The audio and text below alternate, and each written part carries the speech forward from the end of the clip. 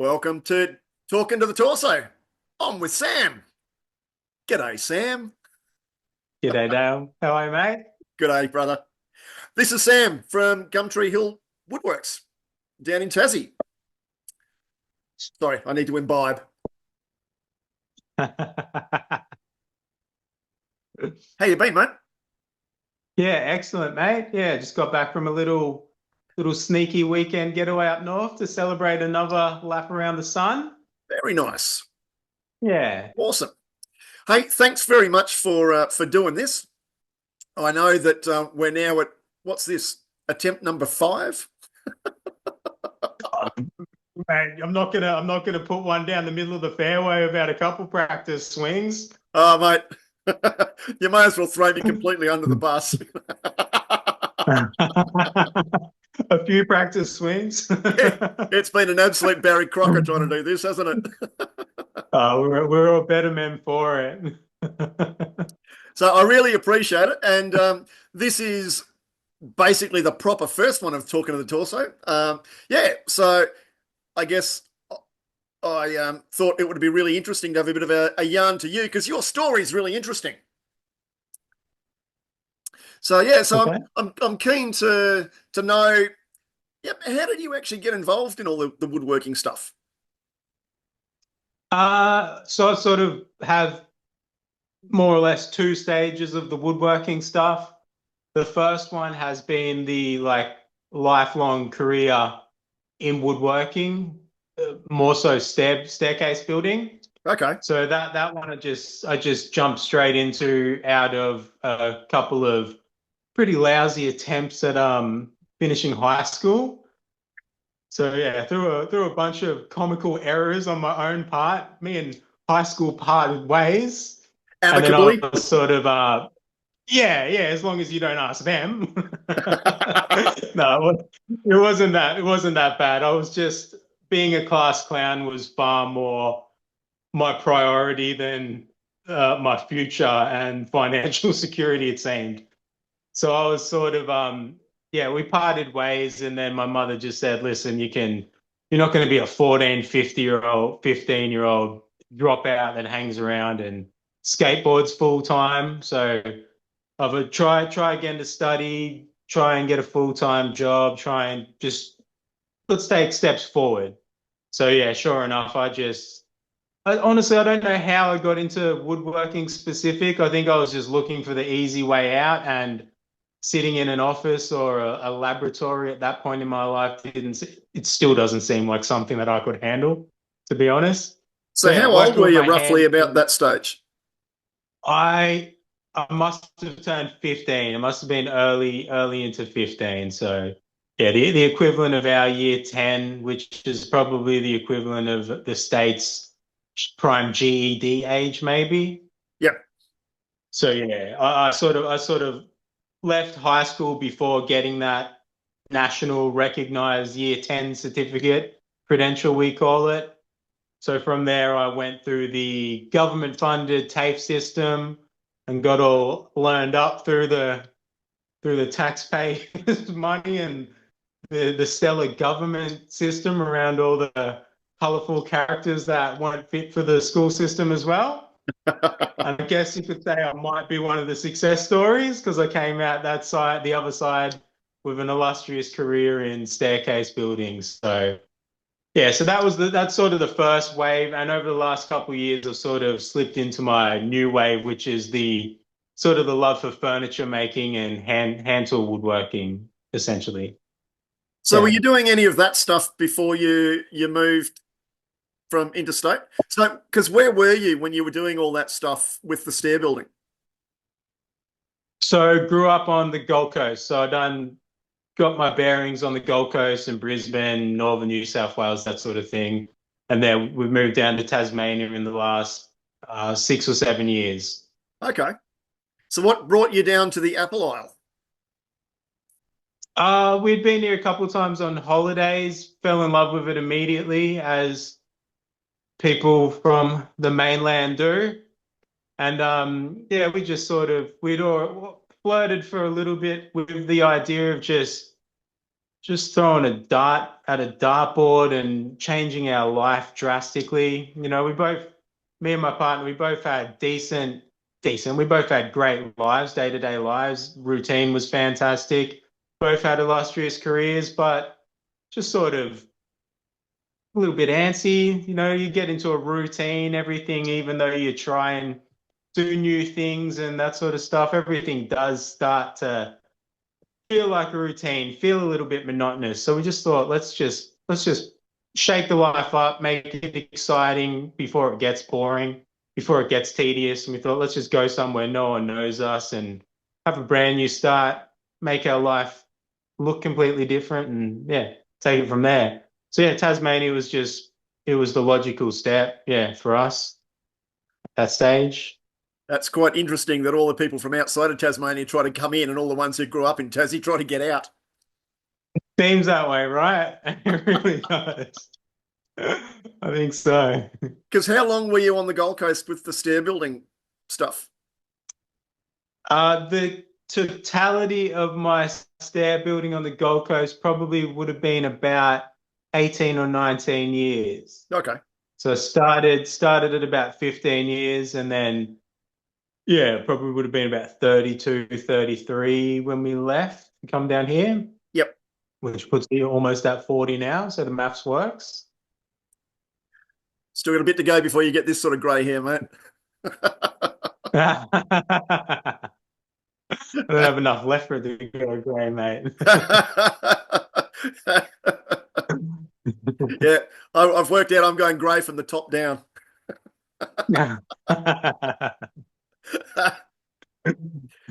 So you came down to Tassie and you bought yourself your Ponderosa on the top of the hill.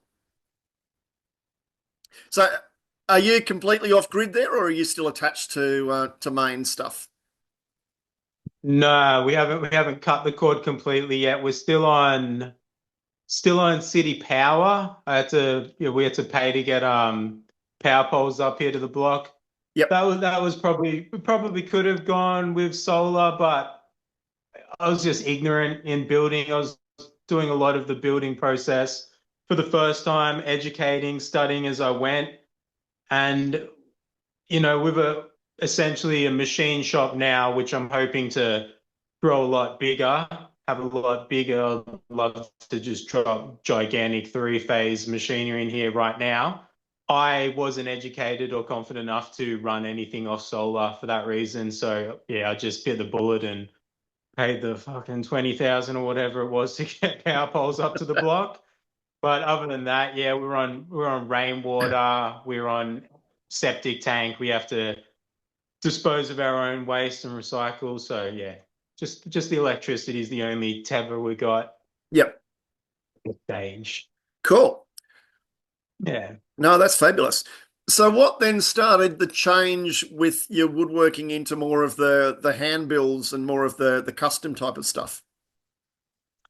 Uh, During the career, so up until we moved down here and I put a pin in the stair building. So the reason being, we got here, moved around a little bit. I've been doing a little bit of carpentry contracting, a bit of shop fitting contracting, just till we got our bearings, found somewhere permanent to live, i.e. buy. So I couldn't sort of jump straight back into the full swing of staircase installation or manufacturing. So my day-to-day work life was far less high paced and as frequent as it used to be. It used to be, it might have been an 8 hour to 12 hour day and it was 6 days a week. Now there's a little bit of gaps in between beers. So Yep. suddenly I had time to occupy, time to find interests and hobbies. And I just prior to us leaving, I just peeked my head inside the Pandora's box of the online craftsman and character world. So yeah, being that I just had a peek into this world and started familiarizing myself with all these online makers, subconsciously I sort of had that in the back pocket. The minute I had downtime, oh yeah, I just already was ready to jump into that. And yeah, just sort of the makers that I did tend to be drawn to were sort of predominantly using hand tools. So yeah, that's sort of where I focus my attention, or try to at least at this stage. Awesome. Because I guess Yeah. with where you're situated now, you've got some pretty juicy types of timbers you can muck about with too. Tasmania, absolutely not as much our block, like where we're located, a little bit outside of Hobart. It's a bit of a drier, a little bit drier. Wouldn't you like to be here at the moment? Bit of a I don't want drier to talk to you about climate. it. I can see your floaties from here, mate. But yeah, so we don't have the gigantic eucalypts on our blocks, any of the myrtles or sassafras or anything like that, unfortunately. I'm not complaining. We everywhere I look right now, it's thick green bush, but as far as actually, milling timbers, there's not a fantastic lot to pick from on our little parcel. But like you said, as Tassie as a whole, yeah, we're not spoiled whatsoever. Yep, it's pretty much a cacophony of timber down there, really. Yeah, yeah, very, very world-renowned and impressive timbers. Absolutely. Absolutely. Yep. So you've got predominantly gum and all that sort of ukes and stuff.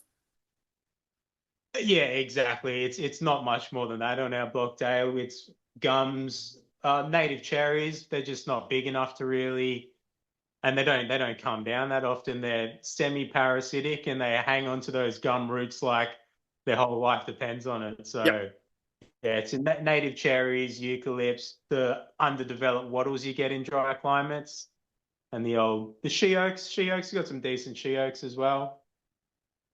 That'll come up nice. But the native cherry comes up really nice too. Native cherry is beautiful. Yep. Yeah, absolutely. Yeah. Yep. You'll have to sit there and baby a couple and just nurture them. Oh yeah, I've heard that they're quite hard to propagate.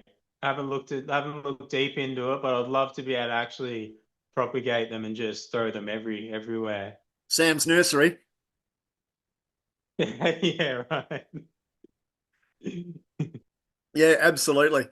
So the a sawmill's not on your agenda then? Don't say that. It most certainly is, but I'll just have to outsource my logs from somewhere else. Yeah, most definitely. Yeah. No, that's definitely the case. I know lots of people down in Tassie who've got, a number of Lucas mills. Oh yeah, yeah, absolutely. Yeah, no, that's definitely flirt with the idea of that on a weekly basis. Just a couple more priorities to cross off the laundry list first, and then that'll be getting dropped somewhere flat on this block for sure. Yep, cool. So I know that looking at your Instagram and the number of chats we've had and all that sort of stuff, that you've just got a love of joinery. And some of the joinery that you're pulling out just blows my mind. Where did that come from? That's just yeah, all the lovely people on Instagram and YouTube that so generously just share everything they're doing in the same manner that I'm sort of amateurishly sharing what I'm doing. Yeah, it's just the Amateur. world in comparison. Yeah, absolutely in comparison. I still eye off plenty of people, dozens of people that all want to get to their level as quick as possible. So yeah, grass is always greener, but I'll often say I am just dumb enough to think that I can see something and should be able to do it. So it really keeps the barrier of entry quite low in as far as intimidation and that sort of thing. Because quite often one of the most common things you'll get when you're showcasing something that you're semi-efficient at will be people commenting that, oh, I wish I could do that, or I could never do that. I'm not there yet. I just swing for the fences, Dale. And one of the phrases that I coined recently was to fail up, and that's sort of my strategy. I shoot for up here, and if I don't quite hit here, I'm going to end up here by the end of it, and then just keep moving accordingly. So I yeah, I think you're just spot watch people on. do stuff, and Yep. yeah, I think that's something that that maybe the internet and Instagram and YouTube and all of those platforms have really enabled is that there aren't now necessarily the gatekeepers of the knowledge. Absolutely, absolutely. Whereas I guess when I grew up, when I was starting to turn, or when I was learning my journey in woodwork, unless it was with dad, it was a closed book, and all these old farts were the gatekeepers of the knowledge. And you had to go around local shows and go around all of these places and find the grumpy old bugger and sit down and just talk and just keep talking until Yeah. you became a serial pest. But there's a dying value in that approach as well. And it's sort of if you navigate those waters and all those sort of hurdles to actually get to that end result, you're definitely going to appreciate it a lot more. And there's definitely going to be lessons through that avenue that you're not going to pick up through just watching from a distance. But you do Absolutely. say gatekeepers, but not just gatekeepers, just there was never like a platform or an avenue where someone like like we're doing right now, you just turned your phone on and now we're spewing information at the entire planet. Like that's a luxury information's never had. Like I remember Encyclopedia Britannica. Britannica. I think Britannica. I remember flipping through those books trying to learn tidbits on subjects, and then later on couldn't believe when we got 15 CD-ROMs to put in a computer, and now I can just search quicker. So yeah, you're definitely right there. The gatekeepers were an issue, but also just the fact that I could right now we could finish this call and I could say I want to learn how to change a carburetor. Never seen a carburetor in my life, and now I've got the means to do it immediately. So yeah, we're definitely for the amount the cesspit that social networks can be and all the negative connotations, there's definitely good in there if you're actually after it. I think you're right. I think that it's really interesting in terms of you can learn lots and lots of skills, and you can learn that online, same as you could learn it at TAFE or whatever. Um, but possibly that last 5 to 10% is the stuff that's really hard to learn. Yeah, there's definitely a reason why, through my trade it was 80% literature and then the last 20% was practical hands-on. And there's a reason why you learn in that manner. No, absolutely.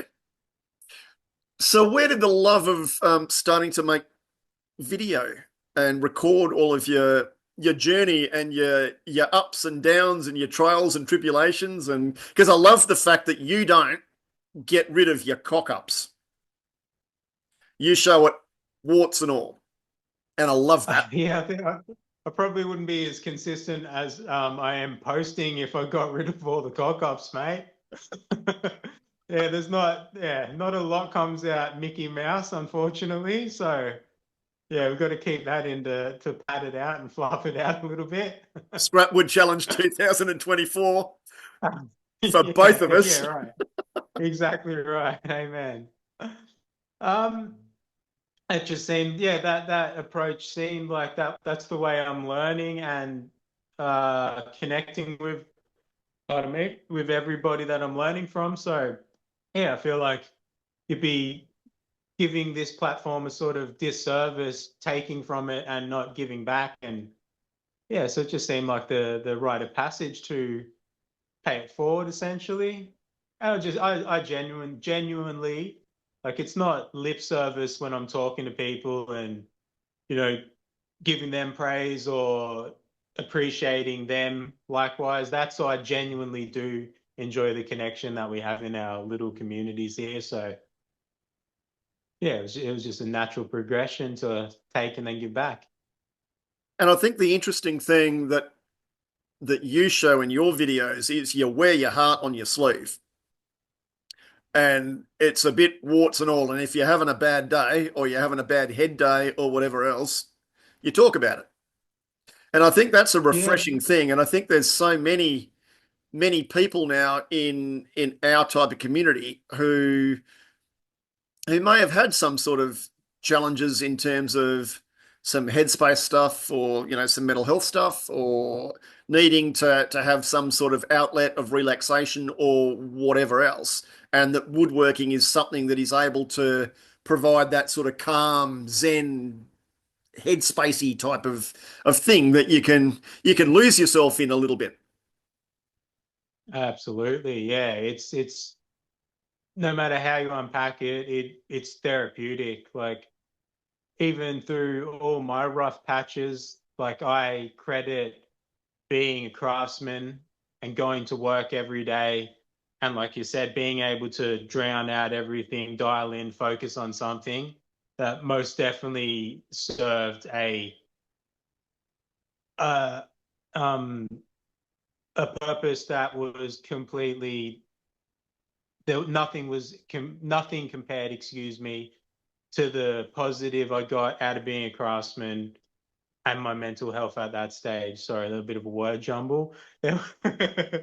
As far as a solid foundation that kept me healthy mentally, kept me physically healthy, and kept me focused, yeah, there was nothing that compared to it. The therapeutical aspects of woodworking and crafting in general, just I don't know if you could pick a negative aspect about them, to be honest. Like they just, yeah, oozing with positive qualities in mental and physical health. I think the really interesting thing with especially the woodworking and even metalworking. I mean, my daughter has started to do welding and metalworking, Yeah, and right. it it's really interesting that it forces you to slow down. That you can't rush it. You've got to actually slow down. And I think that's something that That's we all can struggle to do a little bit in terms of even learning how to do it. Learning how to slow yeah, down and just take the breath. And if you cock it up, at the end of the day, it's just a bit of wood. absolutely. As far Sometimes it's as like expensive bit of wood, but at the end of the day, it's still a bit of wood. it just becomes a smaller project at that point. Your cabinet can ultimately become many pens if need be. But yeah, absolutely. As far as slowing down, if if if you've not tried to meditate properly, go out and try sitting still for 5 minutes and thinking about nothing except your breath, and you'll find out how bad you really are at slowing down and focusing. Because yeah, it is definitely in today's world with all the gadgets and all the sensory overload of everything moving so fast. Yeah, stopping and slowing down and just dialing in on something is it's a skill that most people don't actually use. So, and yeah, just to add to that, yeah, hand tool woodworking predominantly is yeah, that's why I am drawn to that more so than machinery work. I'm not the one to sit here and say one's better, one's worse, all that nonsense. I can't stand politics and elitists in that Yeah. sense. Everything has its purpose. But yeah, as far as hand tool working, that's one that you really do, like you said, you're forced to slow down, focus, dial in, and you don't make mistakes as fast when you're hand tool woodworking opposed to machinery, which is a good positive I found. Very, very true. Yeah. Yeah, you And can I guess it's really that sneak up. also that thing that like if you went back to do stair building as a bit of your bread and butter or whatever else, that's just because that's such an automated process for you now that's just Yeah, bang, bang, bang. absolutely. Uh, Hence why I sort of didn't appreciate woodworking until, not that I didn't appreciate it. I mean, it put a roof over my head, paid a mortgage, but it was just the grind. It was the 9 to 5. It's all I knew. It was my day-to-day life. But it was a means to an ends, and the ends was a pay packet for the most part. So it wasn't until I really saw what all these elite woodworkers were doing online, mostly with hand tools and that sort of Yep. thing, that I sort of went, oh, I'm sort of doing what they're doing. That's cool. People respect this. People watch this for entertainment. People do this as a physical and therapeutical reward. So yeah, And occasionally you can make a shekel or two out of it at the end of the day. fingers crossed, man. Hey, A lot of us, for a lot of the time, we're paying to play.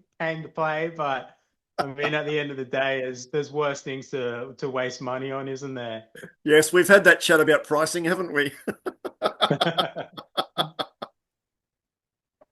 And I guess that's a really hard thing to do, to be able to move what your hobby and your passion is into actually a business. And maybe you don't need to. Maybe they are two separate things that you do your commercial stuff around your construction, your stair building stuff, and then your your headspace stuff is the stuff you do in your shed. And I mean, there'll only be so much stuff you can build for your own house. Well, no, there's not actually, is there? Oh, you've seen our house? 6 by 6 meters, mate. Yeah, we're going the opposite way than the downsizing we were intending on doing. So, I mean, we still could use bunk beds.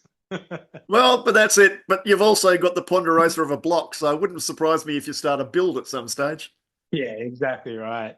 But yeah, you're exactly right. That's my intention right now. To now that we're all sort of settled, I've essentially got the build to where I need it. The workshops moving how it should.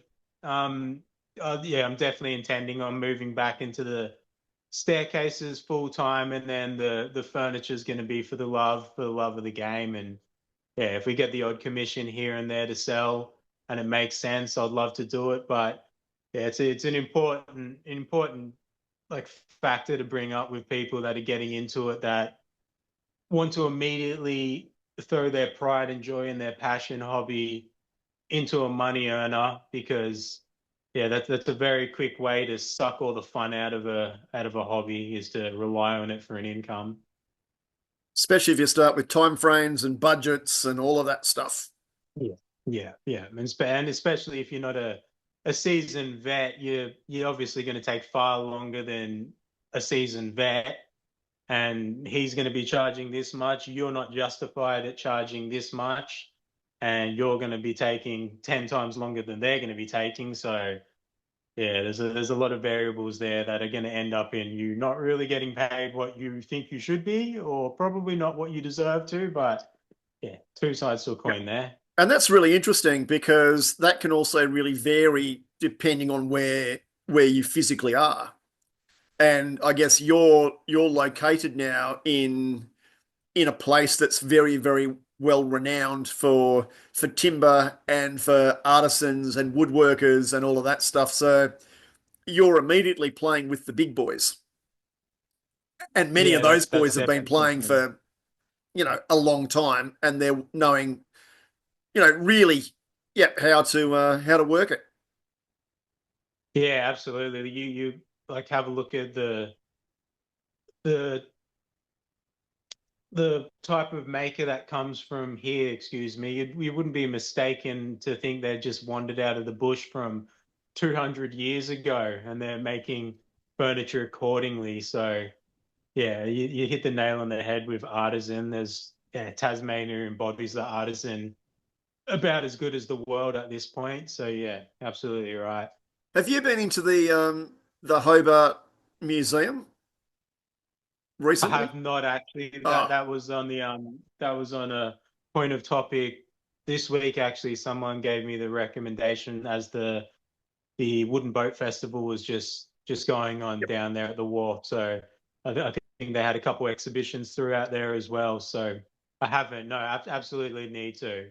Yep, go up onto the second floor there and have a squiz through some of their furniture from, sort of 1820, and it's all Tasmanian built. Oh, I was there a couple of weeks ago, Yeah, and yeah. amazing.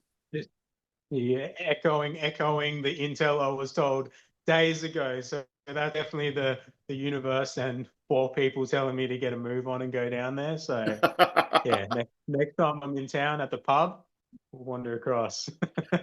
Exactly. Exactly. Well, it's been an absolute pleasure, mate. And Likewise. I really appreciate your time. Just having a yarn to people about their journey and about the way that they get to making and the things that they find valuable, I think's really interesting. I don't really care what your most favorite tool is or what your favorite tree is or what that is or whatever it is. I mean that's nice, Yeah, but this sort of stuff for me is far more interesting. And I hope the people who may tune in at some stage really enjoys what we've been having a bit of a yarn about. yeah, likewise, Dale. Really appreciate the time as well, and for investing all the time behind the scenes that people won't get to see. Yeah. What are we up to? About hour number 5 now. You're a master at rounding up, mate. I might get you to do my next invoice. No, no, no. I'll do your tax, brother. Yeah, good on you. I know you want that rounded Thanks, Dale. down. Really appreciate it. All right, mate. Well, hey, if people want to have a bit of a squiz at Sam's gear, jump onto Instagram and have a look at Gumtree Hill Woodwork. And he's got some pretty impressive stuff. And hey, next time I'm down in Tassie, we'll catch up for a wee grape juice or two. Pink lemonade sounds fantastic, mate. All right, brother. Good on you. Take care. Thanks, mate. Catch ya. See ya. Bye. If anyone's interested in hearing more about Sam's specific work and particular pieces, let me know and we'll look at trying to catch up for another chat. All right, next time.